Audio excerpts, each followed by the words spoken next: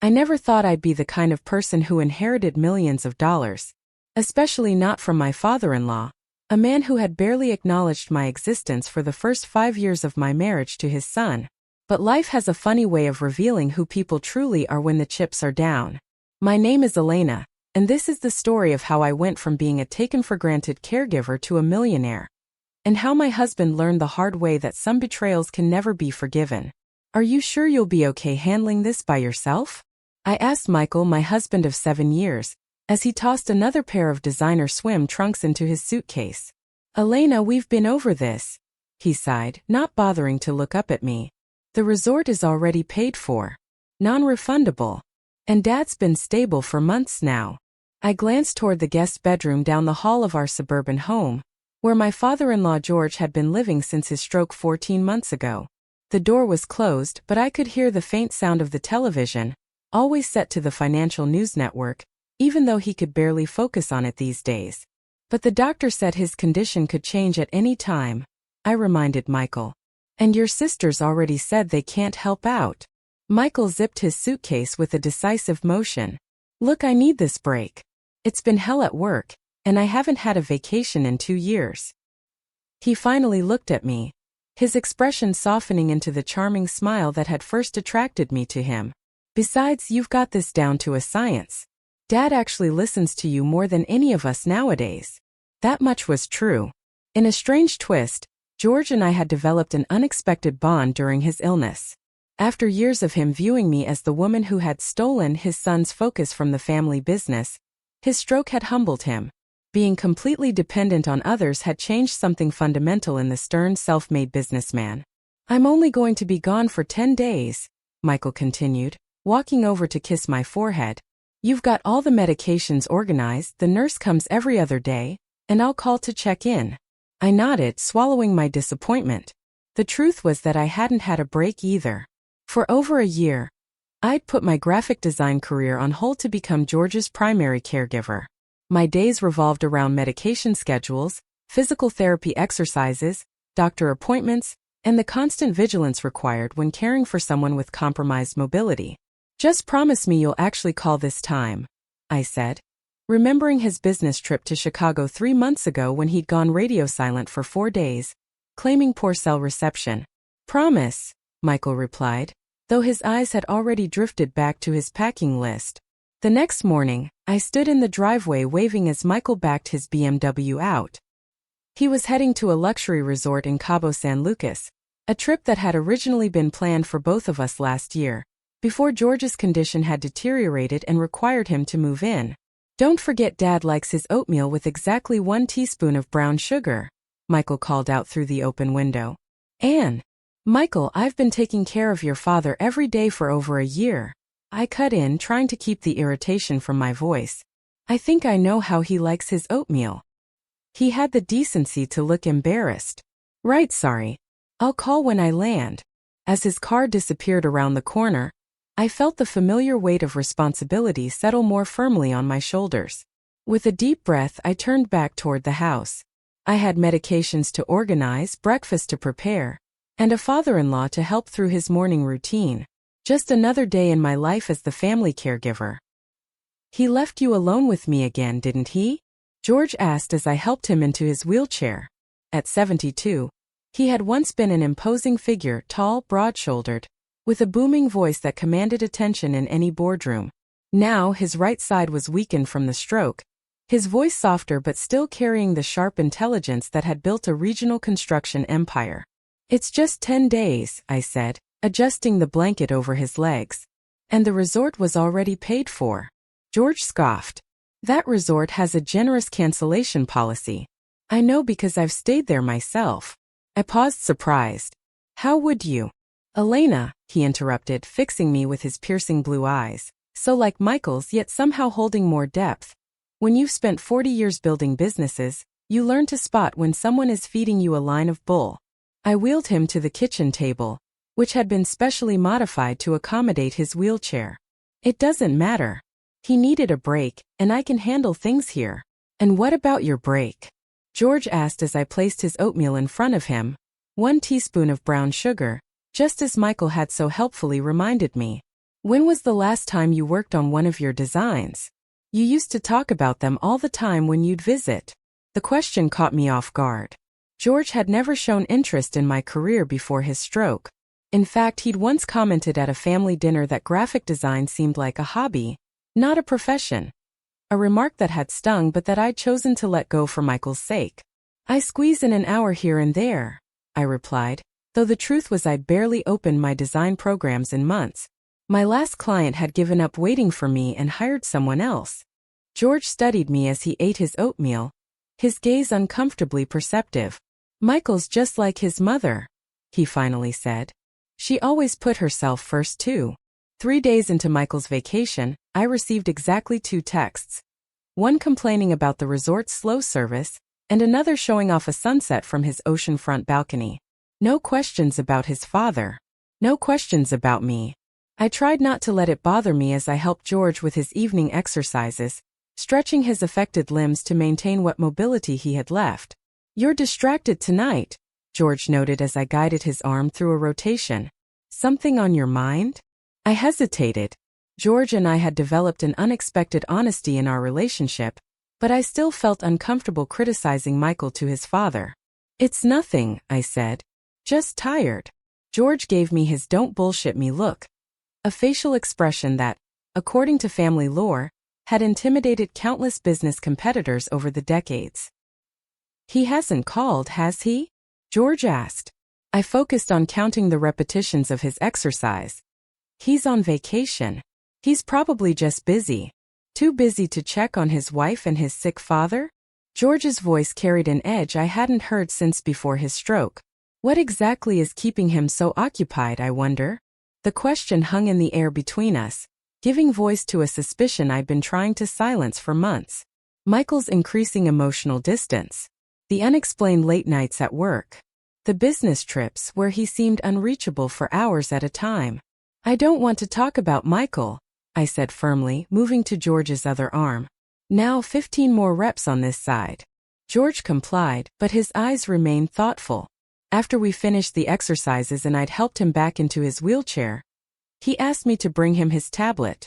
"I want to show you something," he said. Curious, I handed him the device.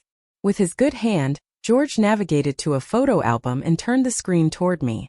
It showed a much younger George standing proudly next to a strikingly beautiful woman with dark hair and warm brown eyes. "That's Isabella, my first wife," he explained. "Michael's mother." I leaned closer, intrigued. Michael rarely talked about his mother, who had died when he was in college. All I knew was that she'd been George's first wife, and that after their divorce, George had remarried twice more before remaining single following his third divorce. "She's beautiful," I commented. "Yes, she was," George agreed. "And talented.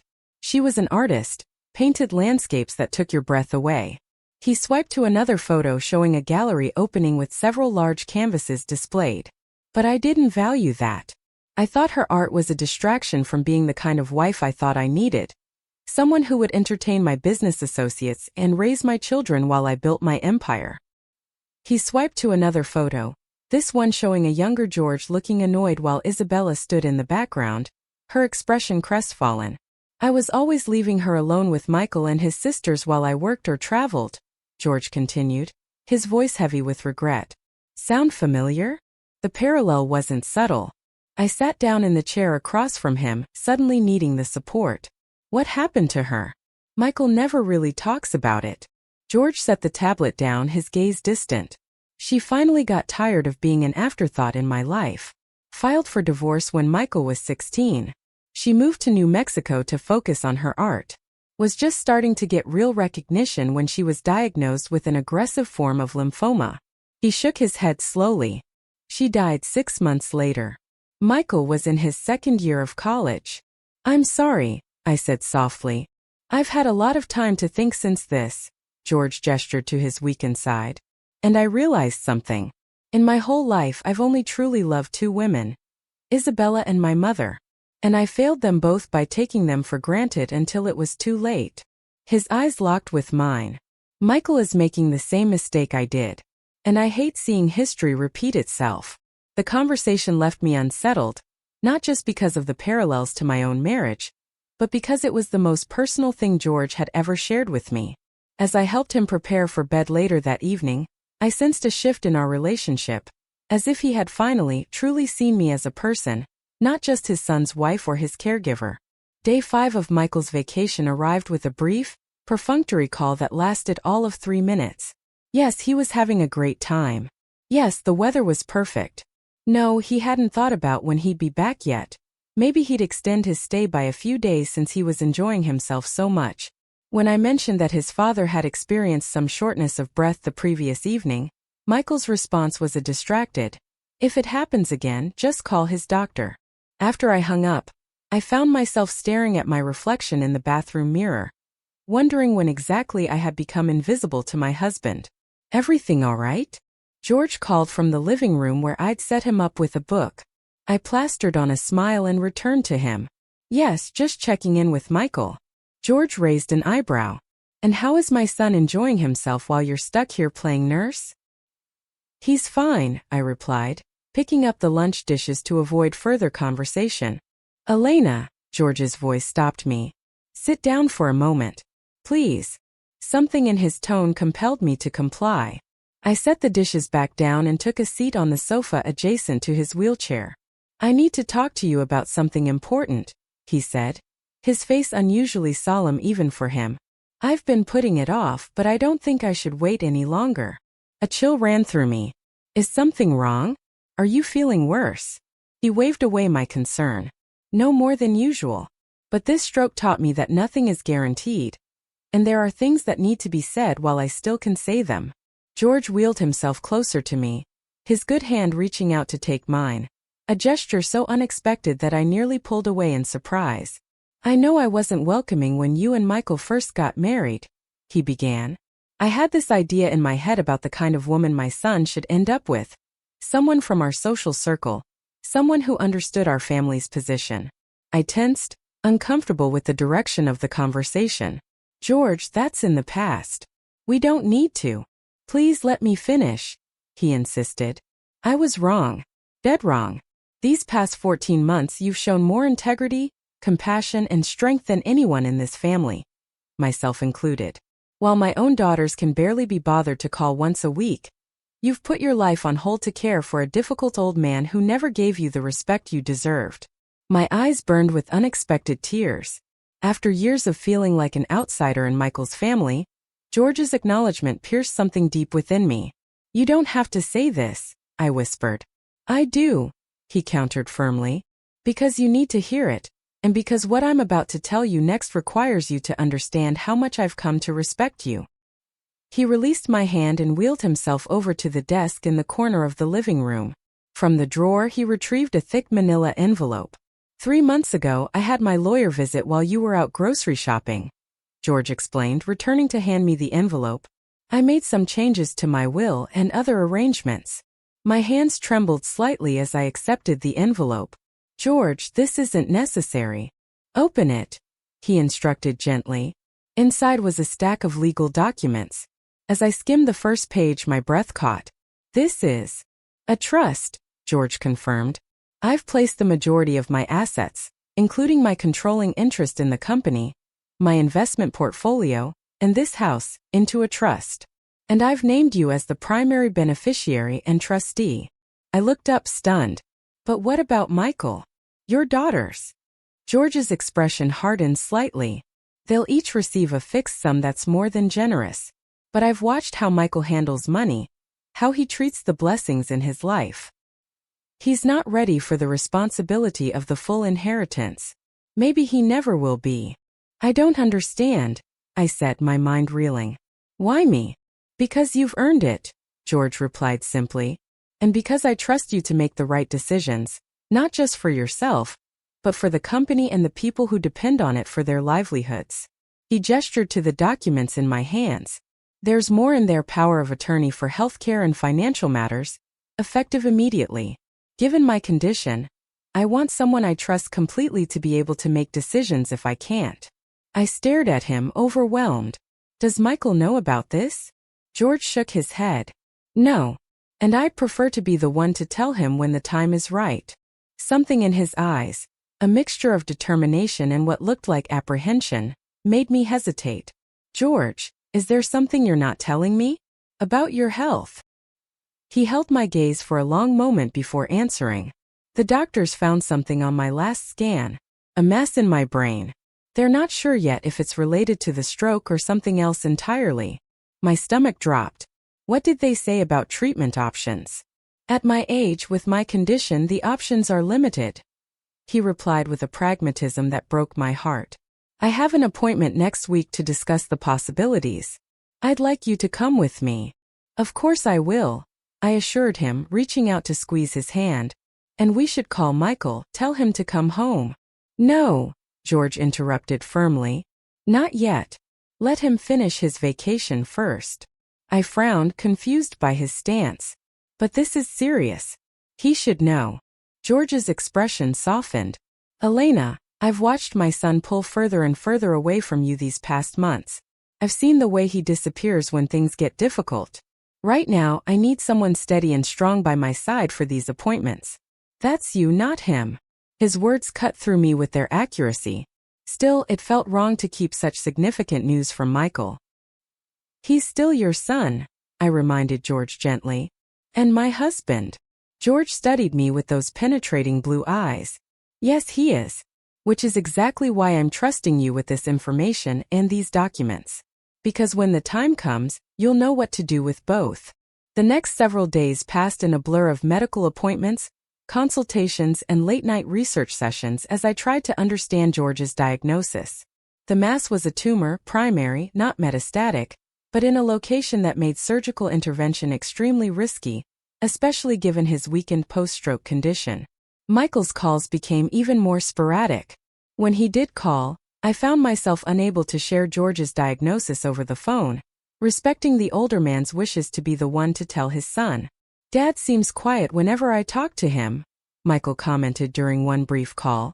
"Is he giving you a hard time?" "No," I replied, watching George doze in his recliner across the room. "We've actually been getting along really well."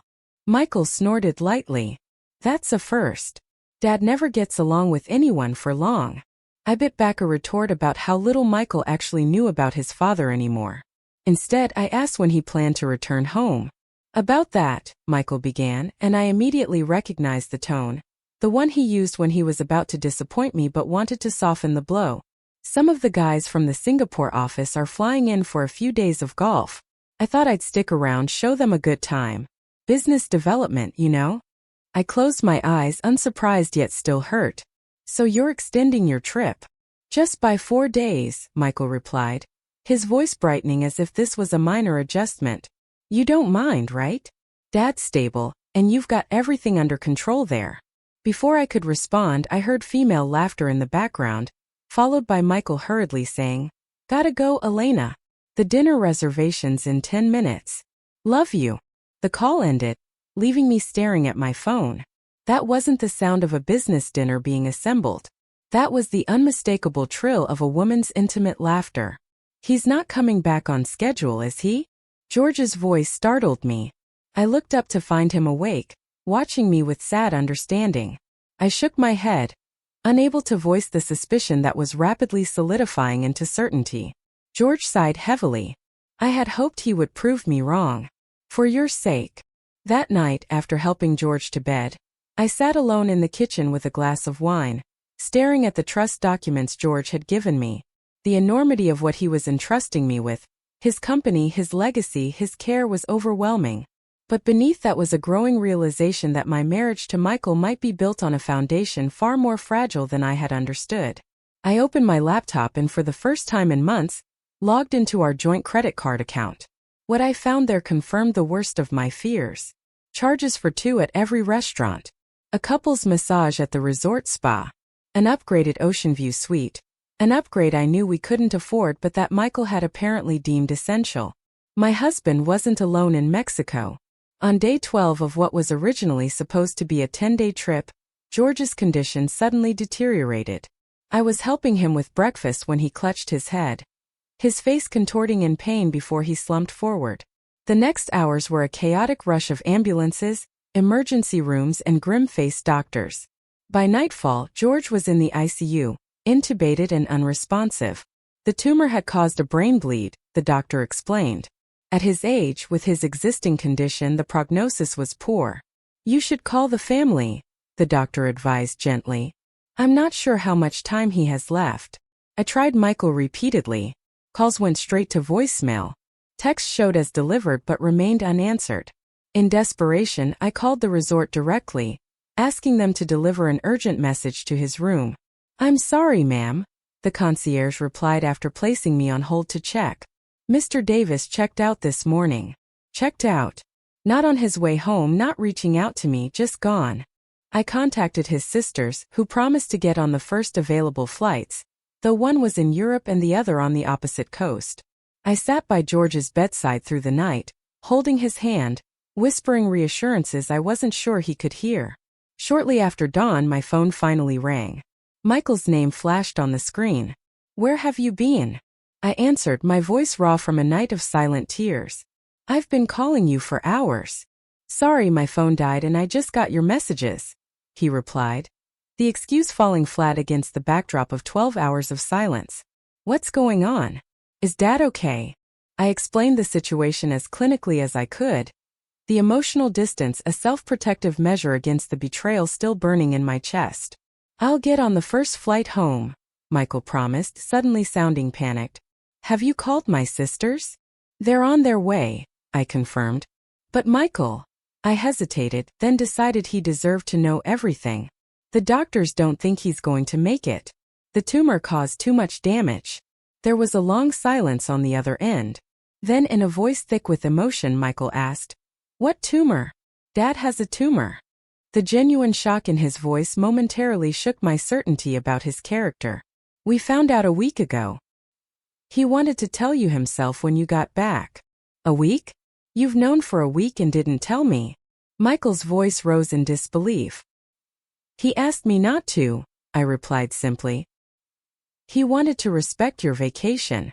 The irony of the statement hung between us, heavy with unspoken accusations. I'll be there as soon as I can, Michael finally said and hung up.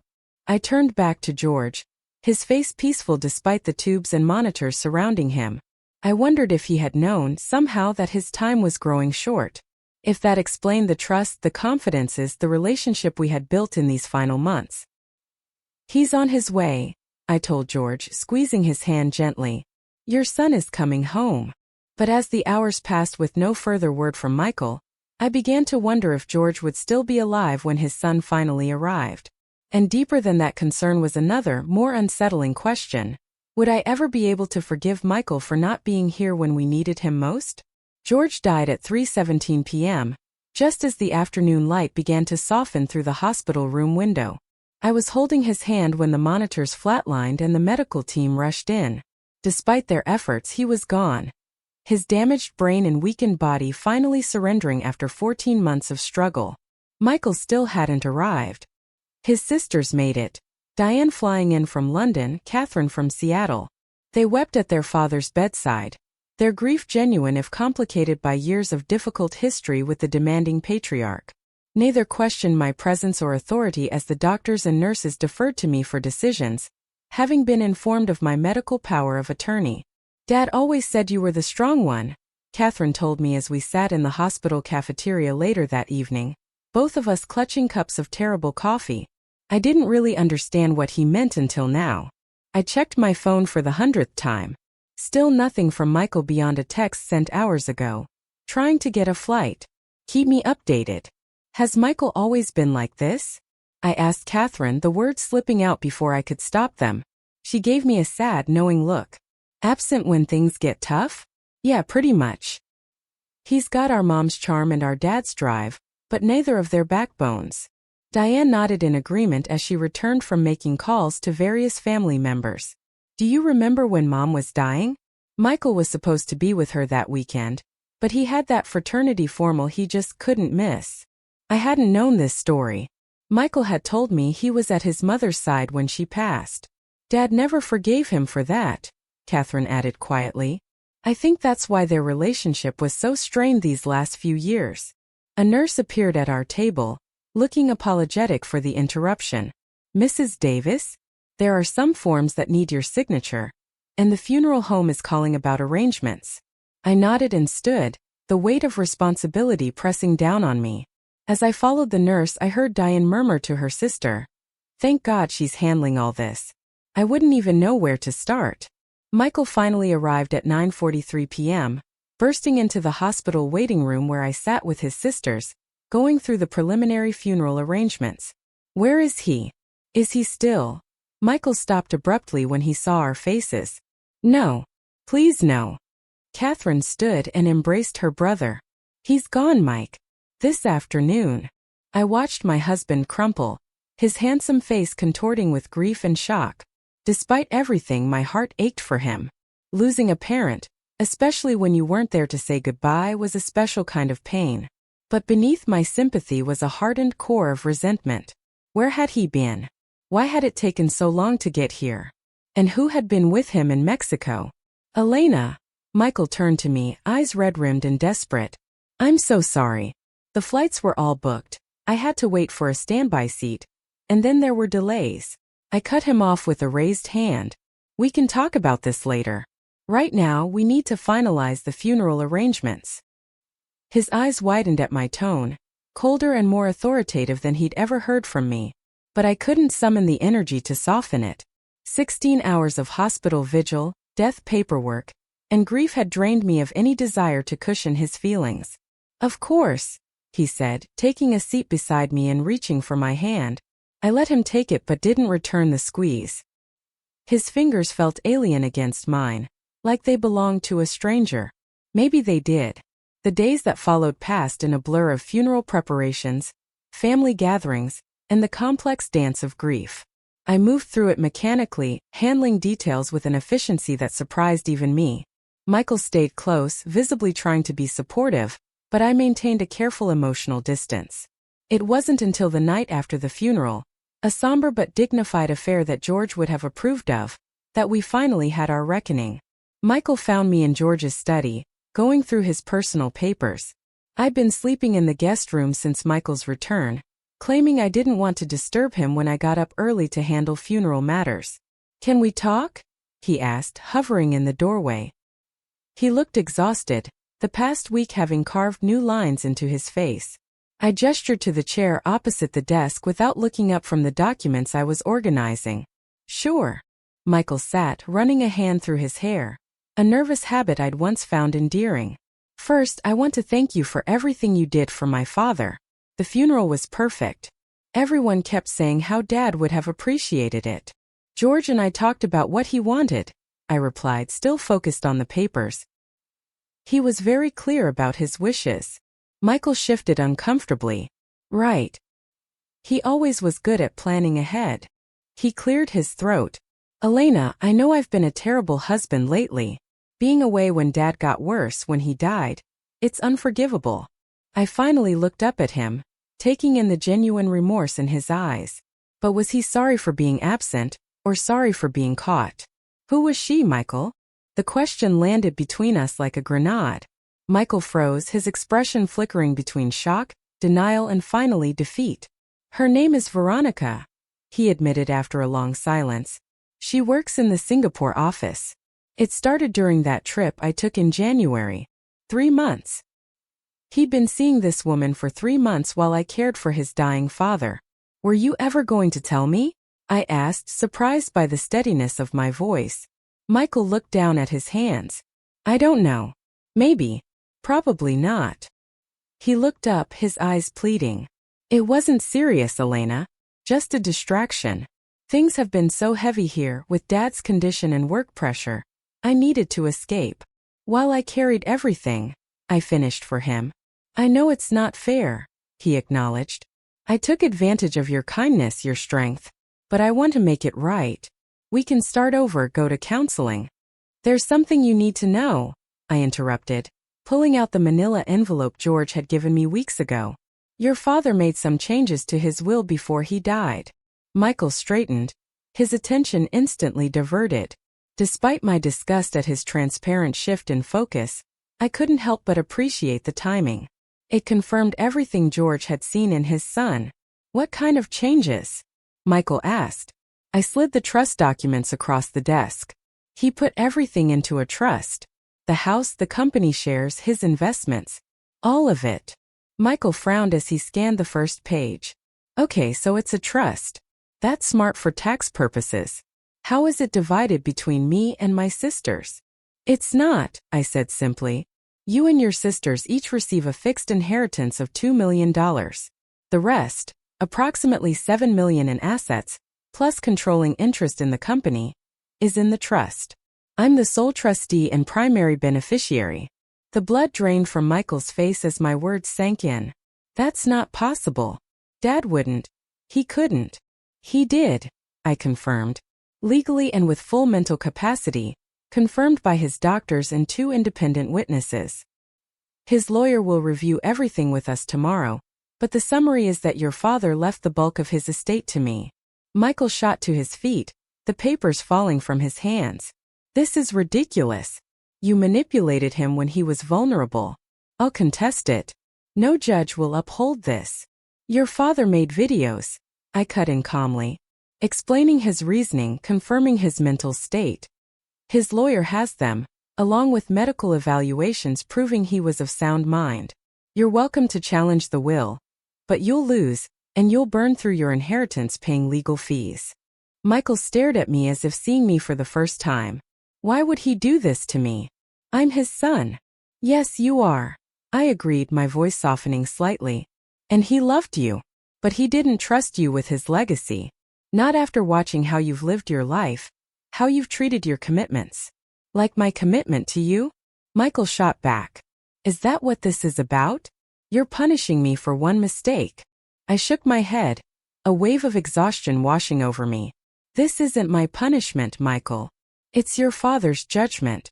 He saw exactly who you are, who we both are, and he made his decision. Michael paced the study, running calculations in his head. I could almost see him weighing his options. Fight me in court, try to charm me into sharing, or accept the $2 million and cut his losses. So what happens now? He finally asked, his voice tight with suppressed anger. You take everything my father built, everything that should have been mine, and I'm just supposed to accept it? What happens now is your choice, I replied, gathering the scattered trust documents. You can accept your inheritance with grace, or you can fight a battle you're guaranteed to lose. And us? Our marriage. The question seemed like an afterthought, tacked on only after the financial implications had been considered. I met his gaze directly. I think we both know that ended somewhere between her name is Veronica, and your first thought being how to contest your father's will. Michael moved out the next day, taking only his personal belongings and promising his lawyer would be in touch. His sisters, surprisingly, didn't contest the will. Catherine had built her own successful career and didn't need the money. Diane seemed almost relieved that the responsibility of the company wouldn't fall to any of them. Dad knew what he was doing, Diane told me over coffee a week after the funeral. You were the only one who stepped up for him when it mattered. The rest of us, we all had our excuses. George's lawyer, Benjamin, a man who had been his friend for over 30 years, was equally supportive when we met to go through the final details of the trust. George changed substantially after his stroke, Benjamin explained as we sat in his wood-paneled office. He spoke often about wanting to make amends for past mistakes. Watching you care for him, sacrifice for him, it affected him deeply. I was just doing what anyone would do, I said, uncomfortable with the praise. Benjamin shook his head. No, you weren't. His own children weren't willing to do what you did. That's precisely why George made the decision he did. He slid a sealed envelope across his desk. George asked me to give you this privately, after everything was settled. Inside was a handwritten letter, dated just 2 weeks before his death. Elena, if you're reading this, then I'm gone, and Benjamin has explained the trust arrangements to you. I imagine there's been some drama with Michael and possibly my daughters. I hope it hasn't been too painful for you. I want you to understand why I made the decisions I did. Throughout my life, I've been blessed with success but cursed with poor judgment about people. I married unwisely, invested my trust in those who didn't deserve it, and failed to recognize true worth when it was right in front of me. You are the daughter I wish I had raised. Compassionate but not weak, intelligent but not cold, loyal to a fault but not blindly so. In you, I see the best qualities I tried and failed to instill in my own children. The company needs someone with your integrity. My legacy needs someone with your heart. And the money, well, you've earned every penny simply by being the only person who saw me as a human being rather than an obligation or an ATM in my final months. Don't waste time feeling guilty. Don't let Michael manipulate you. And most importantly, don't put your own dreams on hold any longer. I've watched you sacrifice your talent and potential to care for others. Now it's your turn. With respect and affection, George. I read the letter twice, tears blurring my vision. Even from beyond the grave, George had managed to cut straight to the heart of my doubts and fears. He really thought this through, didn't he? I asked Benjamin, carefully folding the letter. The older man nodded. George Davis never did anything halfway, especially not when it came to matters of principle. The divorce proceedings were surprisingly straightforward. Michael, after consulting with several lawyers who all told him the same thing about the trust's ironclad provisions, decided to settle quickly. His $2 million would cushion his new life, one that, according to the grapevine, now openly included Veronica from the Singapore office. I stayed in George's house, my house now, and took time to process everything that had happened. For the first few weeks, I did little beyond sleep, grieve, and think. George's death had left a void that surprised me with its depth. I missed our conversations, his biting wit, even his occasional grumpiness. 3 months after the funeral, I finally felt ready to address the company. As the controlling shareholder, I had the right to determine its future. I spent weeks meeting with executives, reviewing operations, and learning everything I could about the construction empire George had built. What I discovered was a solid business with good people, but one that had grown stagnant in recent years. It needed fresh vision, new energy. It needed the kind of creative thinking that I, with my background in design and eye for innovation, could provide. At my first board meeting as chairperson, I laid out my vision for modernizing the company while honoring its foundations. There were skeptical looks from some of the old guard, but by the end of my presentation, even the most doubtful were leaning forward with interest. George Davis built this company on quality and reliability, I concluded. We'll maintain those values, but we're going to add sustainability, innovation, and community impact to our core principles. Construction isn't just about buildings. It's about creating spaces where people live their lives. I want us to be worthy of that responsibility. After the meeting, Walter Chun, the company's longest-serving executive, approached me. I was prepared to resign today, he admitted. I couldn't imagine working for anyone but George. But after hearing your plans, I think he chose better than even he knew. 1 year to the day after George's death, I stood in the newly completed George Davis Memorial Wing of the county hospital, the first major project I had overseen from concept to completion.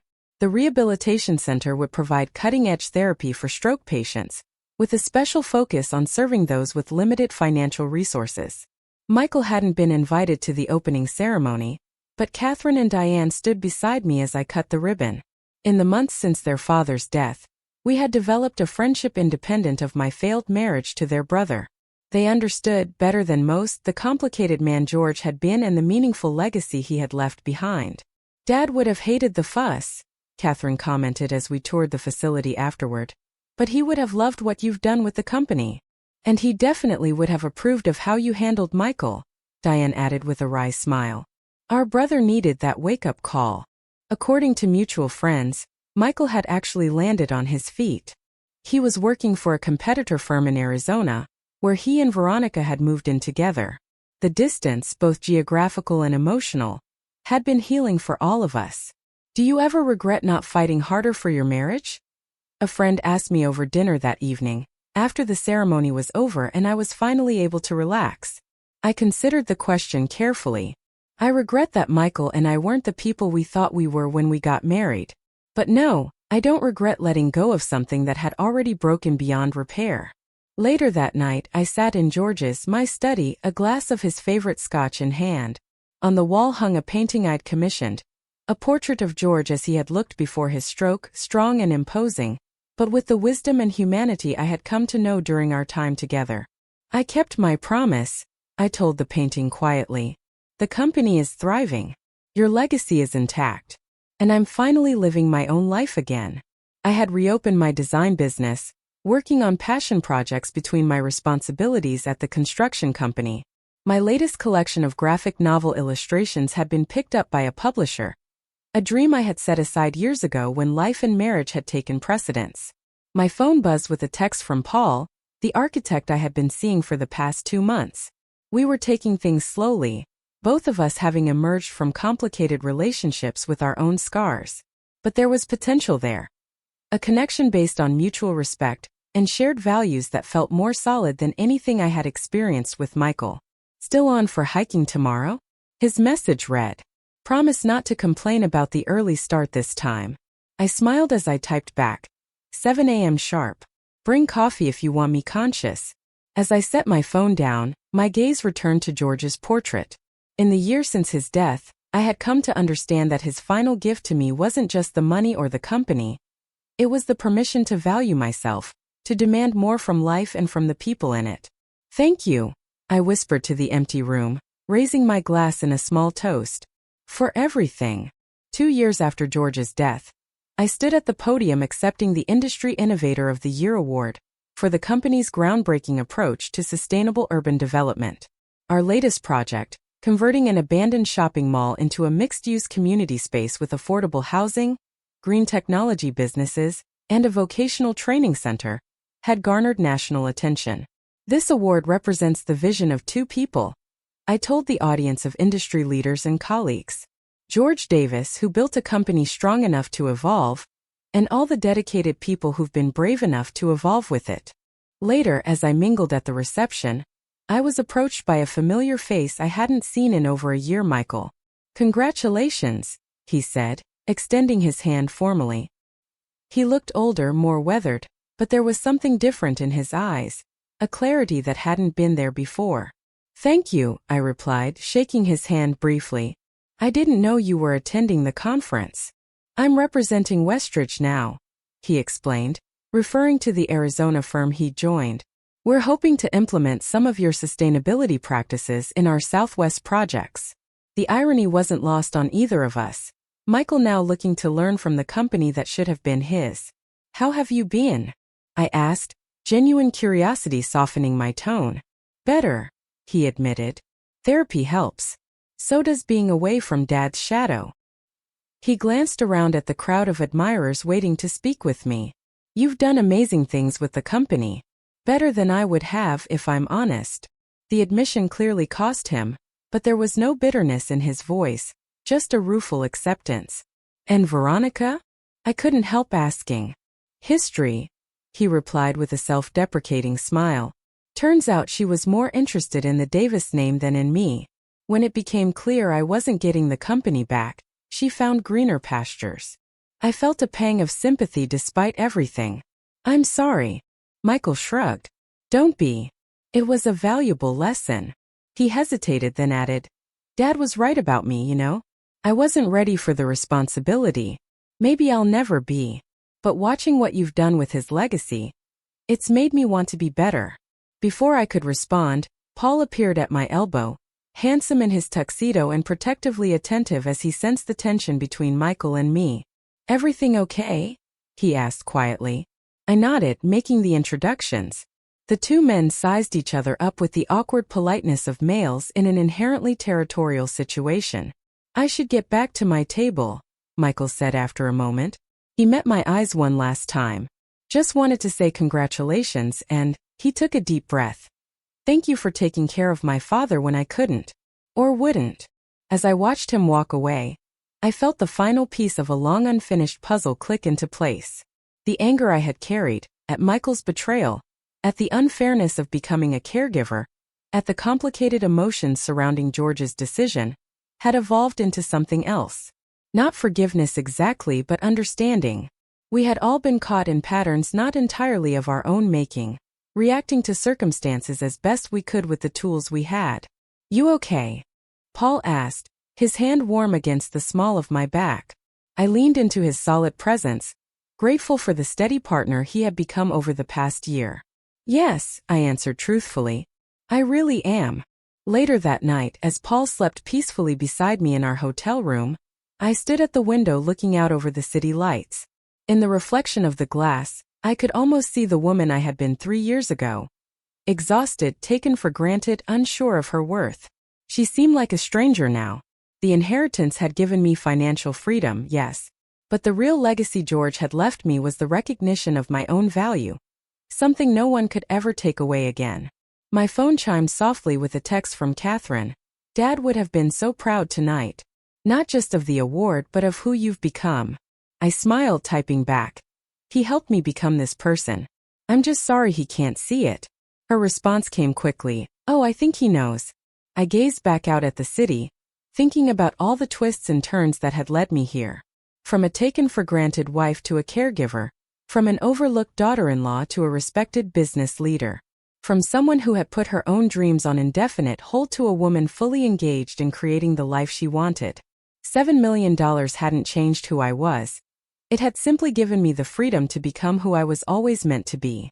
And that, I realized as I finally turned away from the window to join Paul in bed, was the real inheritance.